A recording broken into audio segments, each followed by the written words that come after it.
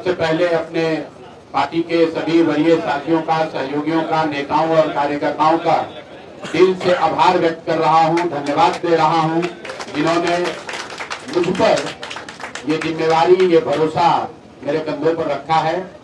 और सबसे पहले मैं उनको आश्वस्त करना चाहूंगा कि पिछले 4 वर्षों से जन स्वराज ही मेरा जीवन है। आगे कम से कम 10 वर्षों तक, जब तक बिहार में बदलाव की संकल्पना को चरितार्थ न कर लिया जाए, तब तक दूसरा कोई जीवन में उद्देश्य नहीं है। बांकीपुर में चुनाव लड़ने की जो जिम्मेवारी हमको दी गई है, मैं उसी प्रयास के दिशा में इसको एक कदम मानता हूं।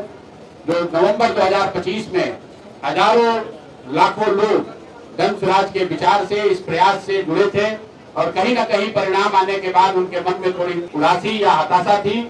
उनमें से ज्यादातर लोगों का ऐसा मानना है कि बांकीपुर चुनाव में अगर जन स्वराज को जीत मिलती है तो न सिर्फ जन स्वराज को एक बहुत बड़ा बल मिलेगा, बल्कि बिहार बदलाव की सोच को फिर से पुनर्जीवित करने में बहुत बड़ी मदद मिलेगी।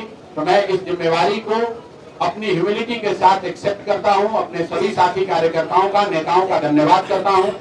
साथ ही उन 18 लाख मतदाताओं का धन्यवाद कर रहा हूं जिन्होंने विपरीत परिस्थिति में नवंबर 2025 में जन स्वराज के सभी उम्मीदवारों के समर्थन में अपना मत दिया है और जन स्वराज को जिंदा रखने में, जन स्वराज को बिहार में बनाए रखने में अपना अमूल्य योगदान दिया है। आने वाले भविष्य में जन स्वराज की यात्रा चाहे जितनी बड़ी हो, लेकिन जिन पहले 18 लाख मतदाताओं ने नवंबर 2025 में हम लोगों को वोट दिया, मैं उनका सबका हृदय से आभार व्यक्त करता हूं।